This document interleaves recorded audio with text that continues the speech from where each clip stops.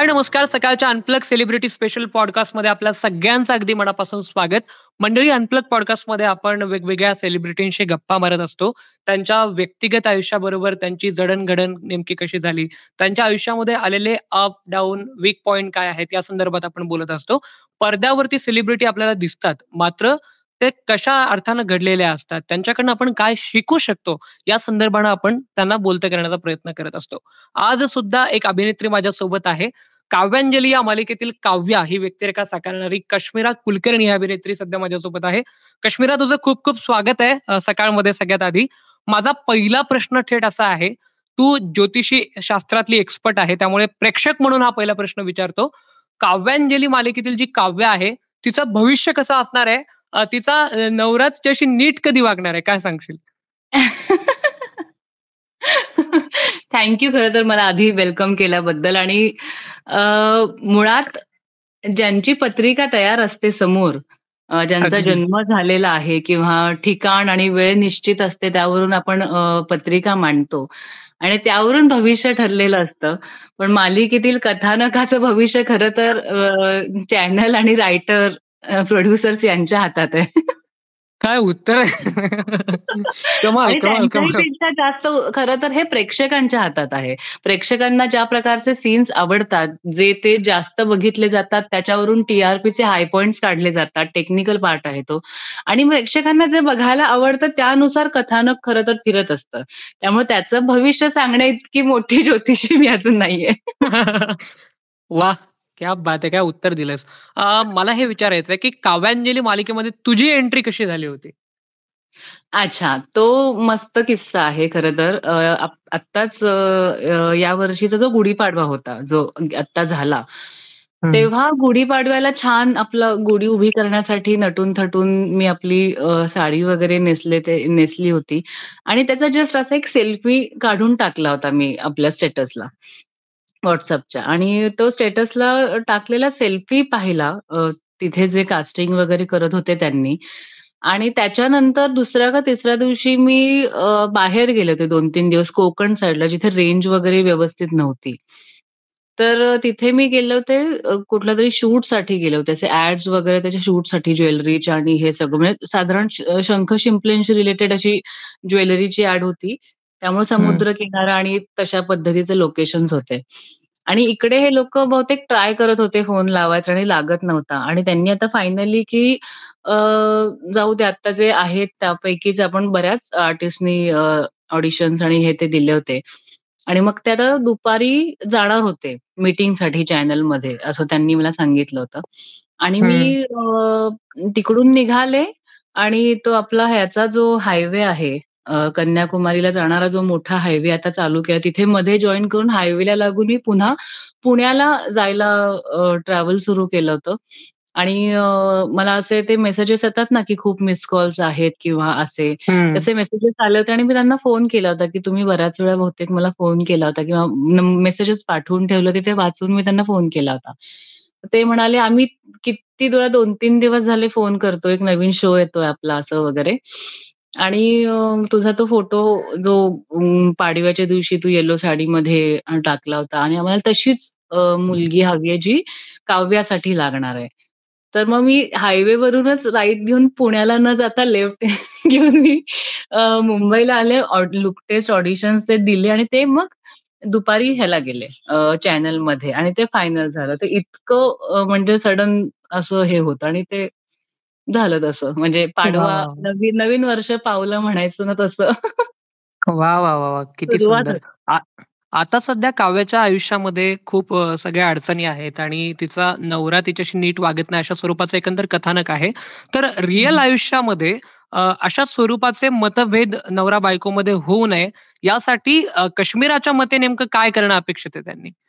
साधारणपणे जर आता एक ज्योतिषी किंवा आध्यात्मिक याच्या अभ्यासक म्हणून जर मी बोलायचा विचार केला, तर म्हणजे हं. साधारण माणूस हेच त्याला प्रत्येकाला हेच वाटेल, की बाबा अ, असं कधी होऊ नये किंवा अग प्रत्येकाचा संसार हा छान असावा.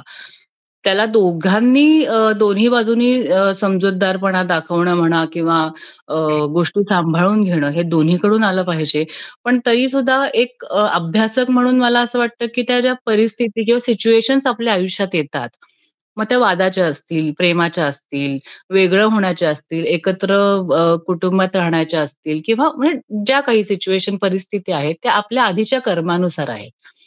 परिस्थिती बदलणं आपल्या हातात नाहीये. पण त्या परिस्थितीमध्ये तुम्ही आत्ता ज्या पद्धतीने वागाल किंवा रिएक्ट व्हाल, त्यानुसार तुमचं नवीन कर्म तयार होणार आहे. त्यामुळे तुमचं भविष्य ठरणार आहे. त्यामुळे हं. आलेल्या परिस्थितीमध्ये मला असं अभ्यासक म्हणून असं वाटतं, की मुख्य म्हणजे म्हणजे मी त्या बाबतीत आयुष्यामध्ये म्हणजे ती शिकली आहे असं मी म्हणेन, की अनुभवातून म्हणा, मेडिटेशन्समधून म्हणा, आपण आपल्याला जेव्हा प्रश्न विचारतो, तेव्हा आपल्याला त्या प्रश्नांची उत्तरं मिळत असतात. मग रिव्हर्स कॅल्क्युलेशन्स हा प्रकार मला माझ्या आयुष्यात खूप शिकायला मिळाला आणि मला असं वाटतं, की तुम्हाला जर हे हवंय ना, की जसं तुम्ही प्रश्न विचारलात, की त्या नात्यामध्ये नात्यातल्या दोघांमध्ये वाद व्हायला नकोय, तर काय करायचं? हं. तर मुळात तर त्या दोघांनाही ती इच्छा आहे का? हा सगळ्यात पहिला प्रश्न असतो. कारण करेक्ट. नातं हे एका बाजूने कधीच टिकवलं जाऊ शकणार नाही. जसं मालिकेमध्ये पण तुम्ही बघत असाल, की काव्या 12 वर्ष एका व्यक्तीवर जीवापाड प्रेम करते, त्याची मुलं-बाळं, संसार सगळं सांभाळते. पण त्याबरोबर समोर विश्वजितला पण ती गोष्ट हवी आहे का मनापासून? तर ते नातं तसं टिकवलं जाईल जशी तुमची इच्छा आहे. नाहीतर हं.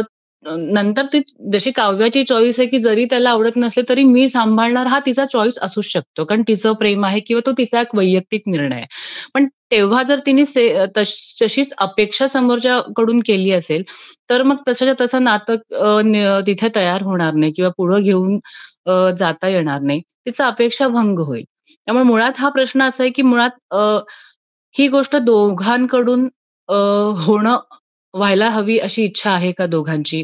असेल तर कुठल्या-कुठल्या मग पुढचा मुद्दा असा येतो, की रिव्हर्समध्ये मग कुठल्या-कुठल्या गोष्टींमुळे आपल्यामध्ये वाद निर्माण होतात किंवा तणाव निर्माण होतात. त्या परिस्थितींबद्दल तुम्ही एकमेकांबरोबर चर्चा केली पाहिजे त्या मुद्द्यांवर. एखाद्याला एक गोष्ट आवडत नाहीये.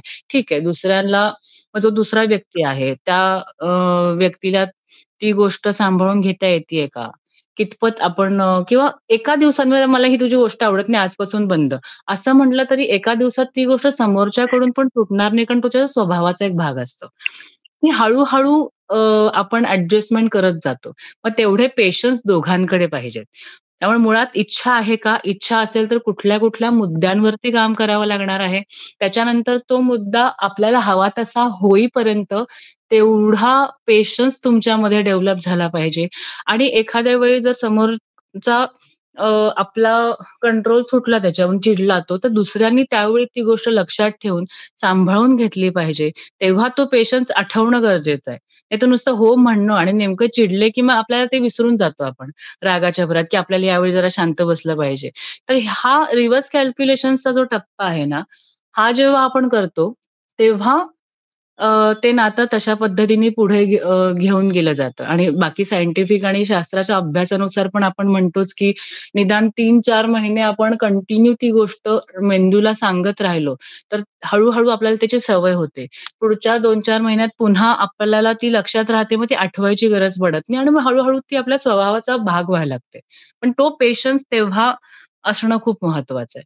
तर ही साधारण प्रोसेस मी माझ्या आयुष्यात शिकलेली मी तुम्हाला सांगते. म्हणजे त्याचा खरंच परिणाम आपल्या स्वभावात, आयुष्यात आणि नात्यांमध्ये होऊ शकतो. म्हणजे सगळीकडे लागू करू शकतो. पण तुम्ही नात्यांवरून प्रश्न विचारलात म्हणून मी तशा अनुषंगाने तुम्हाला उत्तर दिलं. अगदी खरं आहे कश्मीरा. किती छान. आता याच निमित्तानं असा एक प्रश्न आहे, की तू एकदा असं म्हटलं होतं, की काव्य आणि तुझ्या आयुष्यामध्ये 70% जवळपास साम्य आहे आणि उर्वरित 30% नाहीये. तर ते 30% काय साम्य नाहीये हे आम्हाला जाणून घ्यायला आवडेल आणि साम्य असलेल्या 3 प्रमुख गोष्टी कोणत्या आहेत, की ज्या साम्य आहेत? असं. मुख्य म्हणजे काव्या जशी इमोशनल आहे, तिला नाती जपायला आवडतात. तशी मलाही नाती जपायला खूप आवडतात. हा सगळ्यात पहिला साम्य असलेला मुद्दा आहे. हं. दुसरा तिला स्वयंपाक करणं आणि अ, जेवणाच्या ऑर्डर्स, केटरिंग असं म्हणू आपण, की ह्या सगळ्या गोष्टी करते ती. तर काश्मीराचा पण मसाले बनवणं, केटरिंगचा वगैरे व्यवसाय आहे. सो बिझनेस दोघींचे आहेत.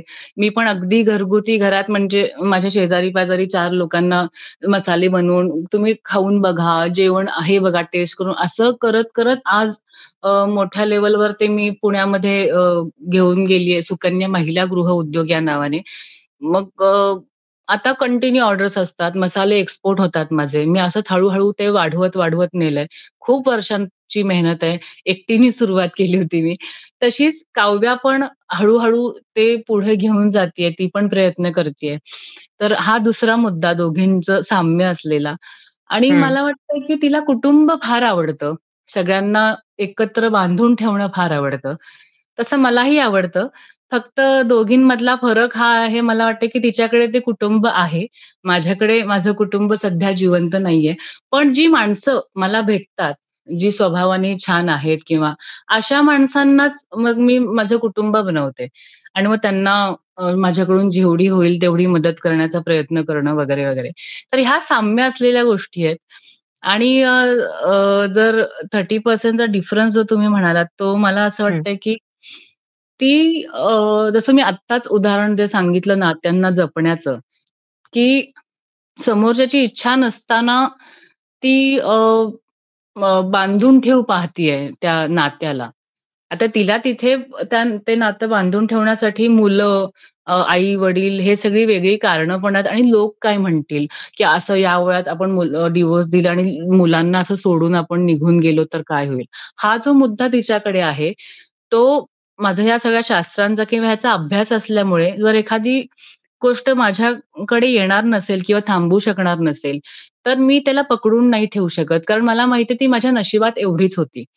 जर ह्याच्यापेक्षा जास्त ती माझ्या कर्मांनुसार माझ्या नशिबात असती, तर मला त्याला ओढून-ताणून थांबवून किंवा जबरदस्तीने माझ्याबरोबर प्रेम कर किंवा माझ्याबरोबर नातं ठेव अशी सांगायची किंवा ह्याची वेळ आली नसती. म्हणजे जे आई-वडील जसं मी म्हणाले, की 4 वर्षाचे असतानाच माझे वडील गेले. आईला जाऊन आज 20-22 वर्ष झाली आहेत. भाऊ एक्सपायर झालाय. तर ही सुद्धा माझी जवळची नाती होती. माझं कुटुंब होतं. मग हे माझ्याबरोबर का राहिले नाहीत किंवा हे असे खूप प्रश्न होते म्हणून मी खरं तर या शास्त्रांचा अभ्यास करायला सुरुवात केली होती. कारण मला खूप प्रश्न पडतात. त्यातूनच मला ही सगळी म्हणतो ना, की एक अभ्यासकाच्या दृष्टीने जी समज आली आहे, की कुठलीही गोष्ट आपण जबरदस्तीने पाठवूही शकत नाही, ठेवूही शकत नाही. म्हणजे हिसकावून घेऊ शकत नाही. त्यामुळे ती एक मेंटॅलिटी जी आहे, क्लॅरिटी आहे आयुष्यातली, की जबरदस्ती कुठली गोष्ट आपण घेऊ शकत नाही, हिसकावू शकत नाही, काही नाही. जे माझ्या नशिबात आहे ते मला मिळणार आहे, ते कुठेही जाणार नाही. हा एक विश्वात त्या शक्तीवर जो एक विश्वास आहे आणि कर्मांवरचा विश्वास जो डेव्हलप झालाय, तो मला वाटतं थोडासा फरक आहे. काव्या तेवढं अजून त्या ह्याच्यातली अभ्यासक नाहीये. हा फरक आहे. हं. काश्मीरा तू अभिनय क्षेत्रामध्ये तुझ्या आईमुळे आलीस असं सांगितलेलं आणि या संदर्भात आई-वडिलांच्या अॅनिव्हर्सरीचा पण काहीतरी एक किस्सा आहे असं आम्ही ऐकलंय. तो आमच्या प्रेक्षकांना ऐकायला आवडेल. हो, ॲक्चुअली माझा वाढदिवस आणि आई-बाबांच्या लग्नाचा वाढदिवस हा अगदी जवळ-जवळ असतो. तर आई प्रेग्नंट असल्यामुळे अगदी त्याच दिवशी ते नाही गेले बाहेर. तर असं सेलिब्रेशनसाठी म्हणून ते पिक्चर बघायला थिएटरमध्ये गेले होते सांगलीमध्ये. माझा सांगलीचा जन्म आहे. आणि पिक्चर बघायला गेलेलं असताना तिला कळा सुरू झाल्या होत्या आणि ॲम्ब्युलन्स येईपर्यंत आणि तिकडे सांगलीला त्याच्या छोट्या-छोट्या चेअर्स तेव्हाच्या अगदी 30 वर्षा 35 वर्षापूर्वीच्या. आत्तासारख्या काही त्या मोठ्या चेअर्स किंवा एवढं हे तिकडे नसायचं. तर मग तिथं तिला पटकन उठता नाही आलं छोट्या-छोट्या रांगांमधून. सो तिथंच तिला लेबर पेन सुरू झाले होते आणि जन्म झाला होता माझा ऑलमोस्ट. त्यामुळे मग तिने ठरवलं होतं ही थिएटरमध्ये जन्माला आली ही हिरोईन होणार असं. हं. तर वाह, तो वाह, एक वाह! तसा गमतीशीर किस्सा आहे. आणि मग तिने तेव्हाच ठरवलं होतं. म्हणून तिने नाव ठेवताना पण काश्मीरा असं थोडंसं फिल्मी की फिल्म इंडस्ट्रीमध्ये पुढे जाऊन छान वाटेल असंच ठेवलं तेव्हा. किती विचार होता ना आणि तू पण तो सार्थ करून दाखवतेस आता. हे फार भारी आहे. काश्मीरा कामाच्या निमित्तानं सांगलीची मुलगी पुण्याला गेली, मुंबईला गेली, चेन्नईला पण गेली. तर या शहरांनी तुला काय शिकवलं? सांगलीमध्येच मला खरं तर नात्यांची जाणीव खूप दिली सांगलीने, कारण ती नाती तिथे सुटत गेली. मग नाती असणं किती महत्वाचं आहे, हे मी सांगलीमध्ये शिकले होते. त्यानंतर पुण्यामध्ये नाटक शिकले मी. पुण्यांनी मला नाटक आणि अभिनयामध्ये जो एक म्हणतो ना, की म्हणजे घाबरलं नाही पाहिजे. हं. स्टेजवर म्हणा किंवा कॅमेराच्या समोर. ते ऑडिशन्स हे ते सगळं पुण्यामध्ये खूप व्हायचं. नाटकाच्या ह्याचं म्हणाल तर नटसम्राट नाटकाचा 51वा शो होता पुण्यामध्ये आणि मी माझ्या मैत्रिणीबरोबर फक्त त्यांची रिहर्सल बघायला 1-2दा गेले होते. बाकी मी कुणाला काहीच ओळखत नव्हते. सांगलीचं सगळं हे झालं मी पुण्यात मावशीकडे वगैरे राहायला आले होते. तर हं. ते बघितल्यानंतर आता मी त्या व्यक्तीचं नाव नाही घेऊ शकणार.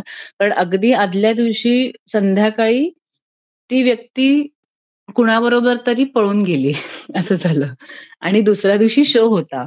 मग त्या शोचे जे सर होते ते म्हणाले, "तू 1-2दा तिच्याबरोबर आली होतीस, तर तुला प्लेसमेंट माहिती आहे ना, ती कुठल्या वाक्याला कुठे जायची काय?"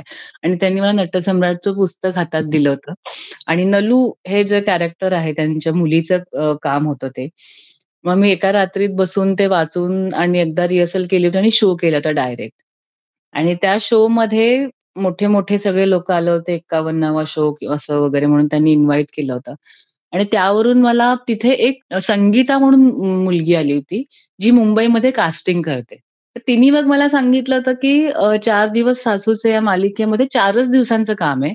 शेजारी राहणारी एक मुलगी म्हणून. पण त्यांना असे मोठे डोळे असलेली अशी मुलगी हवी आहे. 4च दिवस काम आहे असं सांगितलं होतं. म्हणलं ठीक आहे.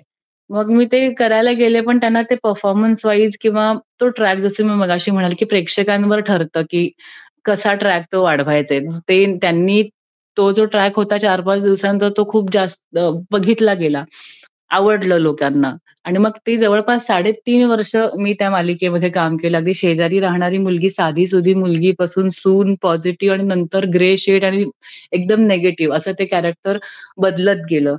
आणि मग तो म्हणजे स्क्रीनवरती मालिकेमधला पहिलं काम होतं. थिएटर मी आधी करत होतेच. तसं हळू-हळू मग ते वाढत गेलं. मग हे सगळं आपल्या सांगलीतून पुण्यात आणि पुण्यातून मग सीरियलच्या ह्याच्यासाठी मुंबईमध्ये आले.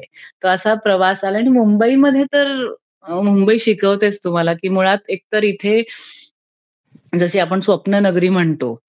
तर खरंय. इथे फक्त स्क्रीनवर दिसणं किंवा हे तेवढं पुरेसं नाहीये. ज्या पद्धतीचं वातावरण आपण इंडस्ट्रीमध्ये बघतो, की खूप म्हणजे नाईट लाईफ हे ते ह्या सगळ्या गोष्टींमध्ये चकाचौंध जे आपण म्हणतो झगमगाट, तशामध्ये बरेच जण अगदी वाहवत जातात. मग अशा हं. सगळ्यापासून स्वतःला आपल्याला वाचवून ठेवायचं. मला खूप जण आजही म्हणतात, "अरे, तू इंडस्ट्रीमध्ये आहेस तरी तू पार्ट्या-बिर्ट्या करत नाहीस, ड्रिंकची सवय नाहीये किंवा काहीच नाही, सतत आपलं देवपूजा कर, इकडे जा." माझ्या ट्रिप्स पण हिमालयात जा, गिरनारला जा दरवर्षी, अशाच सगळ्या आध्यात्मिक ट्रिप्स असतात. आणि ह्या सगळ्या गोष्टी मी मुळात लोकांचं जे आहे की की संस्कार काही आई-वडिलांचे आहेत की नाही, असं असं नाही न म्हणता आपल्या स्वतःचे पण स्वतःच्या विचारांचे पण आपल्यावर संस्कार असतात. खरं तसं बघायला गेलं तर मला या सगळ्या गोष्टींमध्ये वाहवत जाण्यासाठी खूप पर्याय होते किंवा विचारणारं पण कोणी नव्हतं कारण कुटुंबातलं कोणी जिवंत नव्हतं. पण हं. स्वतःवरचा कंट्रोल, स्वतःच्या विचारांचा स्वतःवर असलेला संस्कार जास्त महत्वाचे असतात अशा वेळी. नाहीतर खूप जण आहेत ज्यांचं पूर्ण कुटुंब असून सुद्धा ते चुकीच्या मार्गाला लागलेले पण असतात. ते डिपेंड करतं. खरंय. मग तेव्हा ते आई-वडील काही चुकीचं त्यांना सांगतात असं तर नाही म्हणता येणार. कुठल्याही आई-वडिलांना असं वाटणार नाही, की आपल्या मुलांनी किंवा मुलींनी काही चुकीचं असं करावं. तर प्रत्येकाने स्वतःच्या विचारांचा पण अ, अ, हे केला पाहिजे, की कंट्रोल ठेवला पाहिजे, स्वतःवर नियंत्रण ठेवलं पाहिजे. तर हे सगळं इथल्या वातावरणात राहून शिकायला मिळालेल्या गोष्टी आहेत. मग हे सगळं मी मुंबईत शिकले, असा तो प्रवास. खूप शिकवलंय पण अगदी, अगदी. आयुष्याने खूप शिकवलंय. वाह, वाह, वाह! किती छान. काश्मीरा तू अभिनय क्षेत्राबरोबर अनेक क्षेत्रामध्ये काम करतेस. दिवसात कोणकोणत्या क्षेत्रात काम करते ते सांग आणि दिवसाचे फक्त 24 तास असतात अगं. या 24 तासामध्ये एवढं सगळं कसं काय करते तू? कसं बॅलन्स करते या सगळ्या गोष्टी? आपलं मुळात माझं पत्रिकेच्या अभ्यासानंतर मला असं लक्षात आलं, की शेवटचा जन्म म्हणून एक पॉइंट असतो आपल्या पत्रिकेत, की हं. केतू व्ययात येतो, त्याच्यावर गुरुची दृष्टी असते आणि असं गुरु स्वराशीचा किंवा उच्चीचा असं बरंच ते गणित आहे. तर ते माझ्या पत्रिकेत आहे कुठेतरी. म्हणजे यानंतर पुन्हा पुनर्जन्म मनुष्य ह्याच्यामध्ये नाहीये. हे जेव्हा माझ्या लक्षात आलं, तेव्हा की नाही एक आयुष्य आहे आता आपल्याकडे. तर सगळ्या कला शिकून घ्यायच्या. कारण मला कला फार आवडतात. मग चित्रकला असू दे, संगीत असू दे, अभिनय क्षेत्र असू दे, स्वयंपाक आणि हे सगळं सुद्धा एक कलाच आहे. एक चव तुम्ही निर्माण करता. तर मग मी सगळ्या गोष्टी करायचा प्रयत्न करते. त्याच्यानंतर ज्योतिषशास्त्र आहे, न्यूमरोलॉजी आहे, वास्तू तज्ञ आहे मी. त्याचे पण माझे सगळे क्लायंट्स वगैरे सुरू असतात. आणि न्यूमरोलॉजी आहे, ग्राफॉलॉजी आवडते मला. म्हणजे त्यांच्या सहीवरून साधारण स्वभाव काय आहे? म्हणजे आपले जे व्हायब्रेशन्स असतात ना, आपला ऑरा असतो. आपले ज्या पद्धतीचे विचार असतात, त्या पद्धतीचंच लिखाण, आपल्या चेहऱ्यावरचे हावभाव, आपल्या हातावरच्या रेषा, हे सगळं त्यानुसार तो ऑरा तयार होतो आपला. म्हणून ती लिहिताना म्हणजे एक्सप्रेशन बघून आपल्याला कळतं, की तो माणूस आनंदात आहे, की चिडलेला आहे, रडतोय काय? तसं लिहिण्यावरून सुद्धा कळू शकतं, की साधारण काय माणूस आत्ता कशाच्या ह्याच्यातून जातो. याच्या अभ्यासासाठी सुद्धा बरेच म्हणतो ना आपण प्रात्यक्षिक हे प्रकार केलेले आहेत आम्ही, की रोज न चुकता एक पानभर तुमच्या इच्छेप्रमाणे एखादा मंत्र, एखादी ओळ. आता मी गुरु भक्त असल्यामुळे श्री गुरुदेव दत्त किंवा स्वामी समर्थ हे मी रोज एक पान लिहायचे तारखेसकट असं सगळं. आणि मग 1 महिन्यानी तपासायचं. आपलं त्या दिवशी ज्या पद्धतीच्या भावना आपल्या असतात, अक्षर त्याप्रमाणे बदलत जातो. एकच माणूस लिहितोय, रोज लिहितोय, तेच लिहितोय, पण अक्षरं सुद्धा वेगळी-वेगळी असतात. कारण त्या दिवशी तुमच्या भावनांचा काय परिणाम तुमच्या मनावर आहे, त्याप्रमाणे तुमचं अक्षर येतं. तर अशा बऱ्याच गोष्टींचा रिसर्च करणं मला फार आवडतं म्हणजे. तर मग अध्यात्मात पण आपले प्रश्न विचारणं आणि ह्या सगळ्या गोष्टी करायला आवडतात. तर त्यानुसार मग सगळ्या गोष्टी ठरवतो आम्ही असं. मग ह्याचा हं. अभ्यास करायला फार मजा येते. वाह, वाह, वाह! किती छान. काश्मीरा आपल्या कर्मांनीच आपली परिस्थिती ठरत असते यावर तुझा विश्वास आहे का? आणि तुझ्या आयुष्यामधला कठीण प्रसंग किंवा कठीण परिस्थिती अशी कुठली तुला आठवते? आणि त्या परिस्थितीत स्वतःला कसं तू अ, अ, सावरलं होतं? कसं हँडल केलं होतं? हो, अगदीच. कर्मांवर माझा पूर्ण विश्वास आहे. आयुष्यामध्ये जर काही खरं काय आहे हे जर शिकलीये मी आयुष्यात, तर ते आहे की कर्म हे एकमेव सत्य आहे आणि भावनांमध्ये प्रेम ही खूप उच्च भावना आहे असं मला वाटतं. पण ते तेवढंच प्युअर असायला पाहिजे. कारण जेवढं प्युअर फॉर्ममध्ये ती गोष्ट असेल, मग ते कर्म असू दे किंवा प्रेम असू दे, त्यामध्ये तेवढीच कडक परीक्षा तुमची घेतली जाते. निसर्गाकडून म्हणा किंवा त्या शक्तीकडून. तर त्या परीक्षेचा काळ म्हणजेच खरं तर तुमच्यासाठी कठीण काळ आपण असं मानतो. जसं आजकाल लोक म्हणतात, की श कठीण त्यांना एकानंतर एक त्रास होत असले ना, की लोकं म्हणतात, की आता 7:30 सुरू झालीये तुझी किंवा असं. खरं तर शनी महाराज हे आहेत म्हणजे आपण म्हणतो ना, की जज आहेत. तुम्हाला ते सत्य समोर आणून ठेवत असतात त्या काळामध्ये. पण माणसाच्या स्वभावानुसार ते सत्य एक्सेप्ट करायची ताकद नसते त्यांच्याकडे. एक्सेप्टन्स ही एकमेव गोष्ट आहे, जी आयुष्यात जर तुम्हाला कळली ना, तर तुम्हाला कुठलीच गोष्ट अवघड वाटत नाही, कठीण वाटत नाही. हे मी माझ्या अनुभवावरून सांगू शकते. कारण खूप गोष्टी आयुष्यामध्ये पाहिलेल्या आहेत. कमी वयात असताना, लहान असताना पाहिलेल्या आहेत. पण एक्सेप्टन्स शिकण्यासाठी जन्म झालाय हे जेव्हा लक्षात आलं, त्याच्यानंतर कुठलीच गोष्ट आता अवघड वाटत नाही. म्हणजे एखादी गोष्ट आहे उदाहरणार्थ, एकानंतर एक काहीतरी गोष्टी अशा समोर येतात आणि आपल्याला वाटतं, की बापरे! चारही बाजूने संकटं आपल्यावर आली आहेत. पण ते त्या समोरच्या माणसांचे किंवा परिस्थितीचे खरे चेहरे तुमच्यासमोर आणून उभे केलेले असतात. पण आपल्यामध्ये तो एक्सेप्टन्स नाहीये, की नाही, नाही, हा माणूस माझ्याशी असं वागू शकत नाही. नाही, नाही किंवा अशी वेळ माझ्यावर येऊच शकत नाही. हा एक्सेप्टन्स नसल्यामुळे आपल्याला मेंटली तो त्रास होतो आणि मग आपण म्हणतो, की ही 7:30 लागली आहे म्हणा किंवा हे. खरं तर ती सत्य परिस्थिती तुमच्या समोर आणून ठेवायचा प्रयत्न असतो. नियतीचा म्हणा, काळाचा म्हणा, शनी महाराजांचा म्हणा. आपण त्याला वेगळ्या-वेगळ्या नावांनी हे करतो. पण त्या गोष्टीचा जर एक्सेप्टन्स तुमच्याकडे असेल, तुम्ही ती गोष्ट मान्य केली, हे आहे, हे असं आहे. त्या क्षणाला तुमच्या मनातले, डोक्यातले, विचारांमधले सगळे त्रास कमी होतात. असं मला अनुभवावरून तरी वाटतं. हं. आध्यात्मिक क्षेत्राचं तुझ्या आयुष्यातलं कॉन्ट्रिब्युशन काय आहे? असा काही प्रसंग आहे का, की जिथे आध्यात्मिक क्षेत्राचा खूप फायदा झाला असं काही? ह्या सगळ्याच गोष्टी आहेत. एकंदरीत जे आयुष्यामध्ये शांतपणा, आतला जो शांतपणा आहे, बाहेरचा नाही. आता इंटरव्ह्यू घेण्यासाठी आजूबाजूचे आवाज नको म्हणून एका खोलीत येऊन बसणं, ही शांतता म्हणत नाहीये मी. आपल्या आत्म्याच्या इथली आतली जी शांतता आहे ना, त्या शांततेसाठी अध्यात्मामध्ये असणं खूप गरजेचं आहे. आणि मला आधीपासूनच म्हणजे मी अगदी 1.5-2 वर्षाची असल्यापासून मला आठवतंय 4.5 वर्षाची असे होईपर्यंत बाबांबरोबर नेहमी नरसोबावाडीला जायचे. सकाळी 4 वाजता उठून त्यांच्याबरोबर चालत, चालत, चालत सांगलवाडीला एक दत्त मंदिर आहे तिथे जायचे. त्यामुळे मला जन्मापासून बाबांमुळे दत्तांकडेच मी फार जास्त कनेक्ट झालेली आहे. आणि नरसोबावाडी सांगलीच्या अगदी जवळ असल्यामुळे आठवड्यातून 3 ते 4 वेळा तरी जायचो आम्ही. आणि ती सवय कंटिन्यू राहिली. बाकी इतर आमच्या कुटुंबामधलं बाकी कुणीच अ, देवपूजा पण रोज उठून करणं किंवा हे असं त्यांच्याकडे नव्हतं. ते काम माझ्याकडेच होतं. पूर्ण ह्याच्यामध्ये ती जबाबदारी माझ्याकडे, की मीच करणार रोज असं.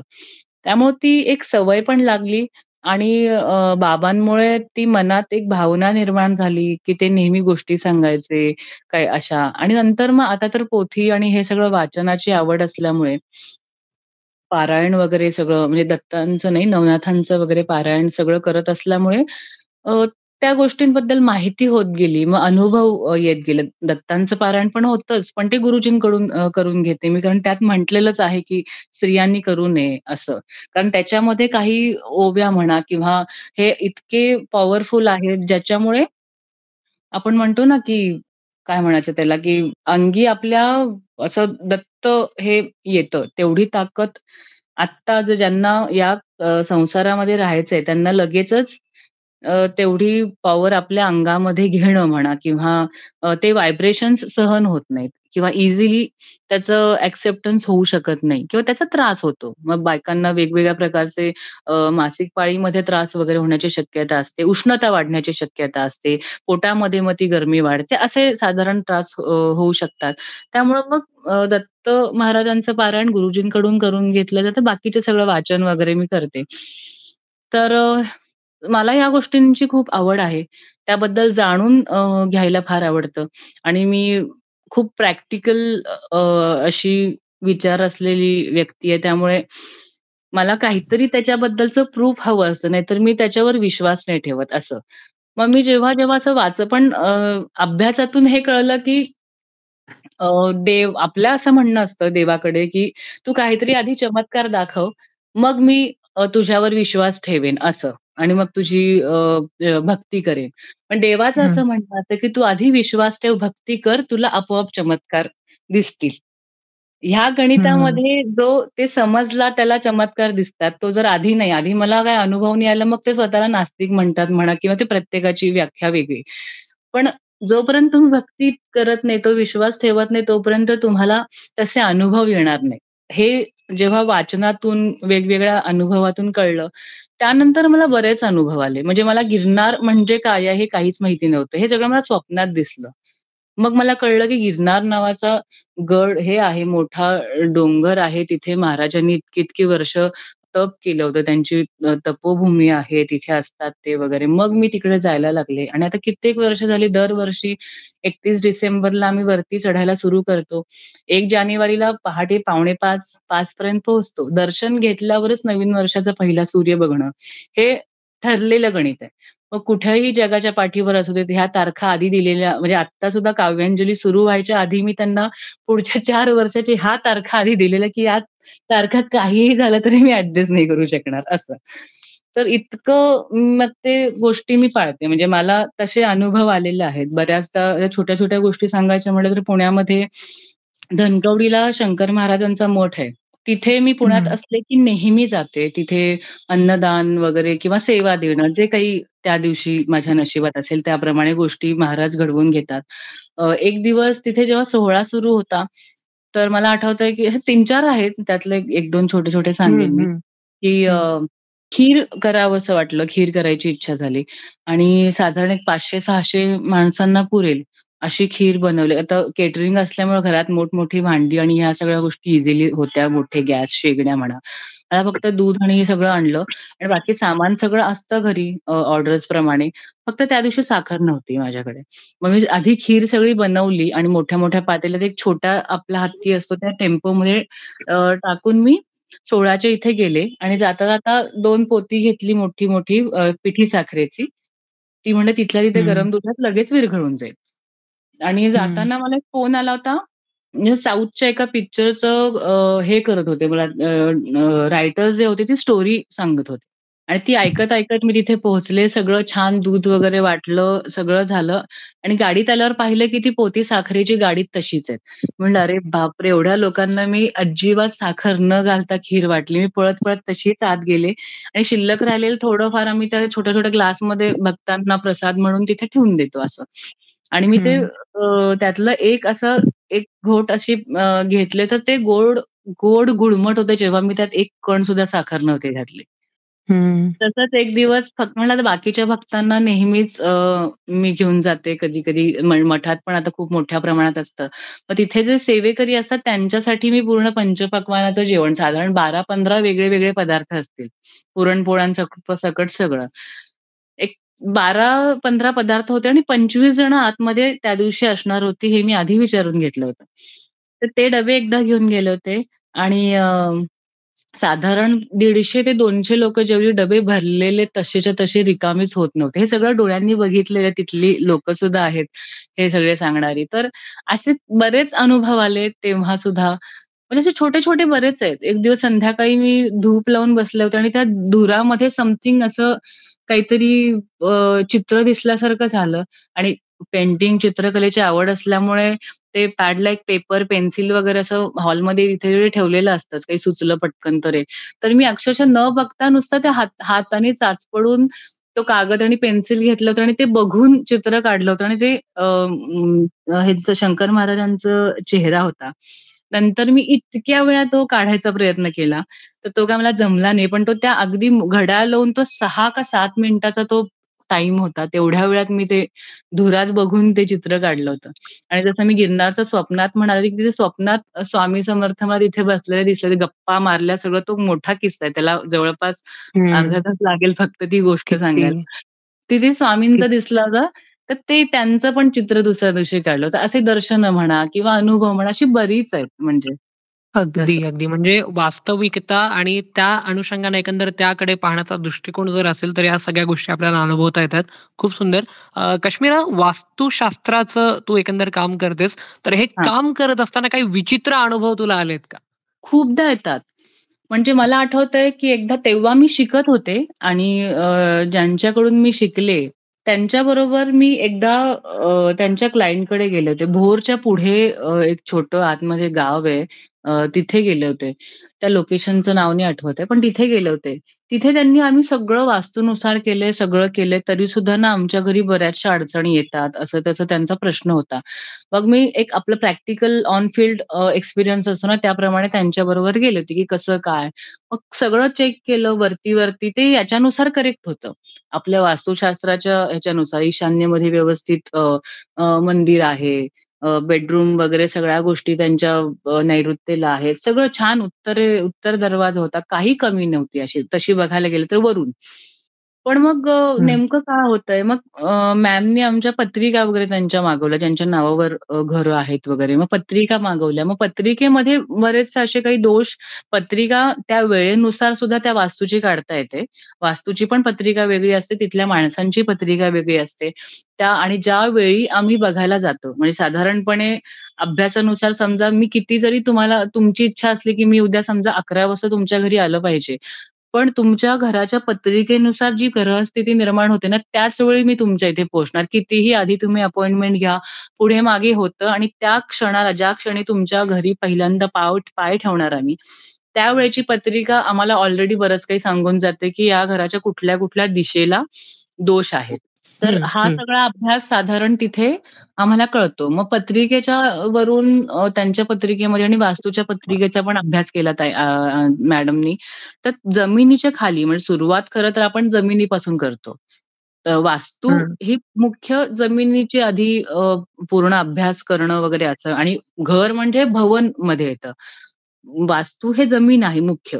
तर जमिनीच्या आतमध्ये तिथे खूप जुनं छोटंसं गाव होतं आणि तिथे तर ते पूर्वीच्या काळी म्हणतात ना, की खूप जणांना खाली गाडले गेले होते किंवा हे त्याचा जो एक शाप किंवा व्हायब्रेशन आपण त्याला शाप वगैरे नाव देतो. पण तो एक व्हायब्रेशन तिथे त्या जमिनीमध्ये होते. त्यामुळे वरती त्यांनी अगदी महाल बांधला होता. तरी सुद्धा त्या व्हायब्रेशनमुळे त्या ह्याच्यात ते शांततेमध्ये राहू शकत नव्हते. मग त्यांनी मधला अच्छा. भाग कट करून मग खाली पूर्ण खोदून आतून सगळ्या त्या डेड बॉडीज आणि त्या सगळ्या गोष्टी काढल्या आणि मग तिथे गाय आणि वासरू काही दिवस बांधून ठेवलं. त्यांना शिफ्ट व्हावं लागलं तेवढे दिवस तिथून आणि तिथे प्युरिटी पूर्ण तयार झाली आणि बरं नंतर मग पुन्हा ते भरून झालं तर आता त्यांना काहीच अडचण नव्हती.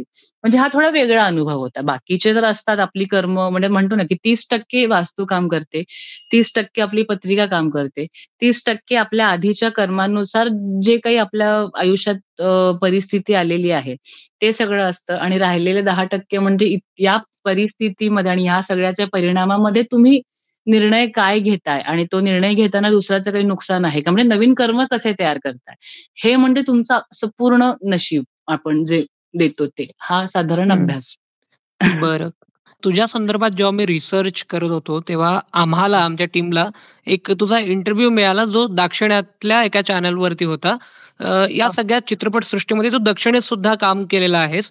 हो, तर हो. या दोन्ही सिनेसृष्टीमध्ये, दोन्ही तिन्ही सिनेसृष्टीमध्ये तू नेमका फरक काय जाणवला? काय बदल जाणवला? सामान्य माणसांच्या दृष्टीने जर तुम्ही बघाल तर दक्षिणमध्ये तुम्हाला अक्षरशः कलाकारांना देव मानतात ते. इतका तो रिस्पेक्ट असतो. म्हणजे जर तुम्ही बघितलं असेल तर रजनीकांत, ऐश्वर्या त्यांची मोठी-मोठी मंदिरं आहेत तिकडे. त्यांच्यासाठी ते देव आहेत. त्यांचं एंटरटेन करणं, त्यांना मनोरंजन करणं हे देवाचं काम असं मानलं जातं. आणि आपल्या इथे आपलं घर चालवण्यासाठी आणि टाईमपास म्हणून जाऊन बघून येणं, हा एक फरक मला खूप मोठा जाणवला. टेक्निकल तिकडे खूप स्ट्राँग आहे. थोडंसं ओव्हर ॲक्ट होतो तिकडे. आपल्याकडे तेवढं नाही चालत. आपल्याकडे खूप नॅचरल आणि छान असं अशा गोष्टी जास्त चालतात. म्हणजे त्या गोष्टीतली मला आपल्याकडची गोष्ट जास्त आवडते. खूप नॅचरल जसं आहे तसं ठेवण्याचा आपण खूप प्रयत्न करतो. तिथे थोडंसं जास्त हिरोइझम, थोडंसं अगदी ते ग्रँडर वगैरे हे जास्त दाखवलं जातं. फाईट ऑब्व्हियसली मला फाईट सिक्वेन्सेस वगैरे साऊथचे जास्त आवडतात, आपल्या इकडच्या पेक्षा. आणि स्टोरी लाईन्स पण छान आहेत. तिथे त्या तर दोन्हीकडे छान आहेत. प्रेझेंटेशनच्या पद्धती तिकडच्या जास्त चांगल्या आहेत. तर हा अच्छा. फरक आहे. आणि पण जवळची भाषा माहिती असलेली ही असल्यामुळे कम्फर्ट झोन जो येतो, तो आपल्याला आपल्या बोलीत आपल्या अर्थात. भाषेमध्ये येतो. त्यामुळे मग तो इकडेच. अगदी. आता शेवटचा प्रश्न काश्मीरा. हं. तुझ्या यशाचं किंवा तुझ्या एकंदर कामाची त्रिसूत्री काय आहे? ते आम्हाला जाता-जाता सांगशील? ओके. मुळात स्वतःवर, स्वतःच्या कामावर आणि ती जी शक्ती आहे, जी कोणी तुम्ही मानत असाल, त्या शक्तीवर तुम्ही विश्वास ठेवा. प्रामाणिकपणे तुमचं काम करा, ज्याच्यातून दुसऱ्या कोणाचं नुकसान होणार नाही. म्हणजे चांगले कर्म थोडक्यात. हे 2 मुद्दे मला सांगावेसे वाटतील आणि तिसरा महत्त्वाचा म्हणजे जे काही तुमच्या इन्कम सोर्समधून किंवा ह्याच्यातून तुमच्याकडे येतंय, त्यातून सेव्हिंग्ज आणि तुमचा खर्च करून राहिल्यावर जे काही थोडेफार राहत असतील, त्यातून होईल तेवढं ज्यांना खरंच गरज आहे, अशा गरजवंतांची मदत जर केली, तर त्यातून चांगली कर्म तयार होतील. त्यामुळे तुमच्याकडे येणारा पैसा अजून वाढेल, चांगल्या कामासाठी येणारा असल्यामुळे तुम्हाला ती एनर्जी किंवा ती जी शक्ती आहे, ती तुम्हाला जास्त अट्रॅक्ट करते. त्यामुळे चांगल्या कर्म करण्याकडेच तुम्ही जास्त तुमची वैचारिक शक्ती जास्त वाढवा, असं मला सांगायला आवडेल. क्या बात है! काश्मीरा, तू जेवढी अभिनेत्री चांगली आहेस, तेवढी तू एक उत्तम व्यक्ती आणि तुझे विचार सुद्धा किती चांगले आहेत. आता आम्हाला गप्पा मारताना तुझ्याशी खूप छान वाटलं. आज तू सकाळला वेळ दिलास आणि सकाळशी बातचीत केली. सकाळच्या प्रेक्षकांशी खास करून बातचीत केली. त्याबद्दल तुझे खूप खूप आभार आणि पुढच्या एकंदर वाटचालीसाठी अनेक अनेक शुभेच्छा. Thank you so much. तुमच्या माध्यमातून मला तुमच्याशी, तुमच्या प्रश्नांमुळे पूर्ण प्रेक्षकांशी बोलायची संधी मिळाली आणि माझे थोडेफार काहीतरी जे विचार आहेत, ते मांडण्याची एक प्लॅटफॉर्म म्हणावं, की एक संधी मिळाली. त्याबद्दल खरंच तुमचे सकाळच्या सगळ्यांचे मनापासून आभार मानते. थँक धन्यवाद. तर मंडळी, काश्मीरासोबतच्या या गप्पा इथेच आम्ही थांबवत आहोत. या गप्पा तुम्हाला कशा वाटल्या आम्हाला कळवा. त्याचबरोबर आणखी कोणत्या सेलिब्रिटीला तुम्हाला ऐकायला आवडेल ते सुद्धा आम्हाला कळवा. आज इथेच थांबतोय. भेटूयात पुढच्या अनप्लगच्या भागात. तोवर नमस्कार.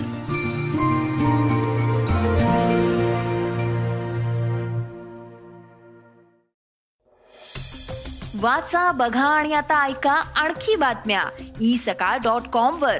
तुम्ही हा पॉडकास्ट सकाळच्या वेबसाईट आणि ऍप वर सुद्धा ऐकू शकता.